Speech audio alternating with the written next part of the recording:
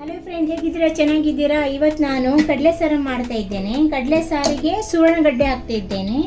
ಸುವರ್ಣಗಡ್ಡೆ ಇಟ್ಕೊಂಡಿದ್ದೇನೆ. ಇದು ಕಡಲೆನ ನಾನು 2-3 ಸೀಟಿ ಫಸ್ಟೇ ಬೇಯಿಸ್ಕೊಂಡಿದ್ದೇನೆ. ಯಾಕಂದರೆ ಸುವರ್ಣಗಡ್ಡೆ ಕಡಲೆ ಜೊತೆ ಸೀಟಿ ಹೊಡೆಯುವಾಗ ಸುವರ್ಣಗಡ್ಡೆ ಪೂರ ಮ್ಯಾಶ್ ಆಗಿಬಿಡುತ್ತೆ. ಅದಕ್ಕೆ 2-3 ಸೀಟಿ ಫಸ್ಟೇ ತಗೊಂಡು ಇವಾಗ ಕಟ್ ಮಾಡಿ ಕುಕ್ಕರಲ್ಲಿ ಹಾಕಿ 1 ಸೀಟಿ ತೆಗೆದ್ರೆ ಕರೆಕ್ಟ್ ಆಗುತ್ತೆ.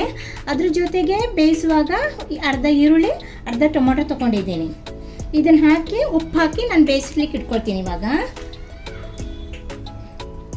ಬೇಯಿಸ್ಬೋದು. ಇವಾಗ ಸುವರ್ಣಗಡ್ಡೆ ಕಟ್ ಮಾಡುವಾಗ ಎಣ್ಣೆ ಕೈ ಹಚ್ಕೊಳ್ಳಿ, ಯಾಕಂದರೆ ಕೈ ಇಲ್ಲಾಂದರೆ ತುರ್ಕೆ ಬರೋ ಶುರು ಆಗುತ್ತೆ.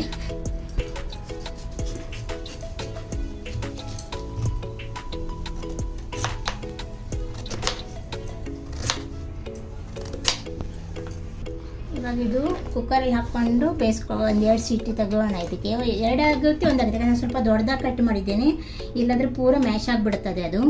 ಇದಕ್ಕೆ ಸ್ವಲ್ಪ ಉಪ್ಪು ಹಾಕಿ ಬೇಯಿಸ್ಲಿಕ್ಕೆ ಇಡ್ತೇನೆ. ಇವಾಗ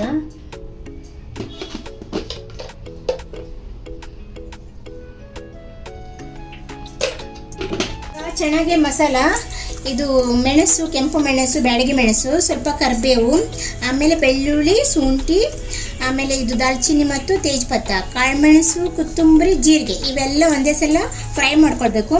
ಸ್ವಲ್ಪ ಫ್ರೈ ಹೋಗಾಗ ಅರ್ಧ ಕಡೆ ಕಾಯಿ ಇಟ್ಕೊಂಡಿದ್ದೇನೆ. ಇವಾಗ ಸ್ವಲ್ಪ ಎಣ್ಣೆ ಹಾಕಿ ಫ್ರೈ ಮಾಡ್ಕೊಳ್ಳಿ. ಇದಕ್ಕೆ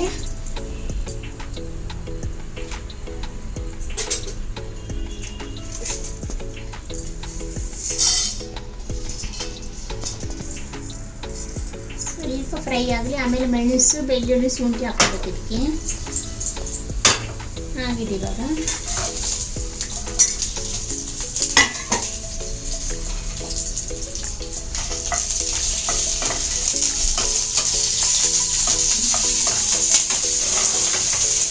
ಸ್ವಲ್ಪ ನಾನು ಹಿಂಗೆ ಹಾಕ್ಕೊಳ್ತೀನಿ, ಯಾಕಂದರೆ ಕಡಲೆ ಗ್ಯಾಸ್ ಎಲ್ಲ, ಅದಕ್ಕೆ ಸ್ವಲ್ಪ ಹಿಂಗೆ ಹಾಕ್ಕೊಂಡು ನಾನು ಎಲ್ಲದಕ್ಕೂ ಹಿಂಗೆ ಜಾಸ್ತಿನೇ ಹಾಕ್ತೀನಿ ಹೆಚ್ಚಾಗಿ ಬೇಳೆಗಳಿಗೆಲ್ಲ.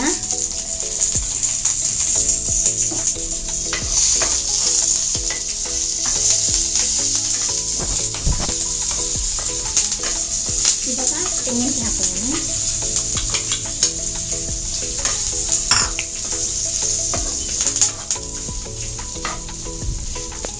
ಸ್ವಲ್ಪ ಹಳದಿ ಪೌಡರ್ ಹಾಕೋಣ. ಇದಕ್ಕೆ ಸ್ವಲ್ಪ ಹಳದಿ ಪೌಡರು ಮತ್ತು ಸ್ವಲ್ಪ ಗರಂ ಮಸಾಲ ಪೌಡರ್ ಸಾಕಷ್ಟೇ.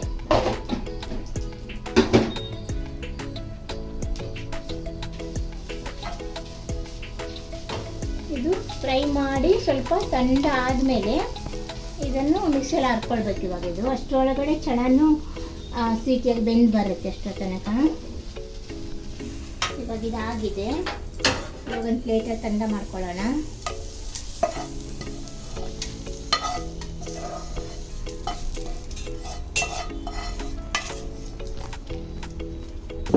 ಇವಾಗ ಇದನ್ನು ಮಿಕ್ಸಲ್ಲಿ ಹಾಕ್ಕೊಳ್ಳೋಣ. ತಂಡ ಆಗಿದೆ ಇವಾಗ ಚೆನ್ನಾಗಿ. ಇವಾಗ ಮಿಕ್ಸಿಯಲ್ಲಿ ಹಾಕಿ ಪೇಸ್ಟ್ ಮಾಡ್ಕೊಳ್ಳೋಣ. ಇದಕ್ಕೆ ಇದು ನೋಡಿ ಇವಾಗ ಬೆಂದಿದೆ, ಚೆನ್ನಾಗಿ ಬೆಂದಿದೆ. ಇವಾಗ ಮಸಾಲ ರೆಡಿ ಮಾಡಿ ಇಟ್ಕೊಂಡಿದ್ದೀನಿ. ಇವಾಗ ಒಗ್ಗರಣೆ ಹಾಕ್ಕೊಳ್ಳೋಣ. ಎಣ್ಣೆ ಹಾಕಿ ಆಮೇಲೆ ಸಾಸಿವೆ ಹಾಕಿ, ಇವಾಗ ಸಾಸಿವೆ ಹಾಕಿ ಕರಿಬೇವು ಹಾಕ್ತಿದ್ದೀನಿ. ಇವಾಗ ಒಗ್ಗರಣೆಗೆ ಚೆನ್ನಾಗಿ ಕರಿಬೇವು ಹಾಕ್ತೀನಿ, ಯಾಕಂದರೆ ಅದು ಚೆನ್ನಾಗಿ ಪರಿಮಳ ಬರುತ್ತೆ ಅಂತೇಳಿ.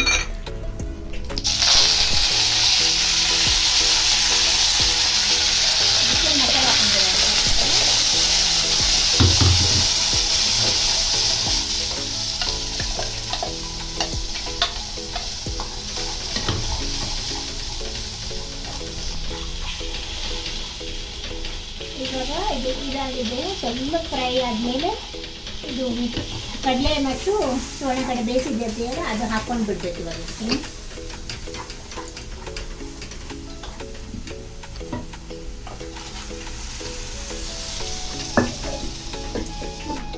ನಮ್ಮ ಪೂಜೆ ಟೈಮ್ದಲ್ಲಿ ಈರುಳ್ಳಿ ಮತ್ತು ಬೆಳ್ಳುಳ್ಳಿ ಹಾಕಲ್ಲ. ಇವಾಗ ಇದಕ್ಕೆ ಹಾಕಿದ್ದೇನೆ. ಇವತ್ತು ನಾರ್ಮಲ್ ಆಗಿ ಮಾಡಿದ್ದೇನೆ ಇದಕ್ಕೆ, ಇಲ್ಲಾಂದರೆ ಈರುಳ್ಳಿ ಬೆಳ್ಳುಳ್ಳಿ ಹಾಕದೆ ಹಾಗೆ ಮಾಡ್ತೀನಿ ಇದನ್ನು. ಇವಾಗ ಸ್ವಲ್ಪ ನೀರು ಹಾಕಿ ಸ್ವಲ್ಪ ತೆಳ್ಳಗೆ ಮಾಡ್ಕೊಂಡಿದ್ದೀನಿ. ದಪ್ಪ ಆಗುತ್ತೆ, ಅದು ತಂಡ ಆಗ್ತಾ ದಪ್ಪ ಆಗ್ತಾನೆ ಹೋಗುತ್ತೆ. ಇವಾಗ ಇದಕ್ಕೆ ಸ್ವಲ್ಪ ಬೆಲ್ಲ ಇದ್ರೆ ಹಾಕ್ಕೊಳ್ಳಿ, ಇಲ್ಲಾಂದರೆ ಸ್ವಲ್ಪ ಸಕ್ಕರೆ ಹಾಕ್ಕೊಳ್ಳಿ.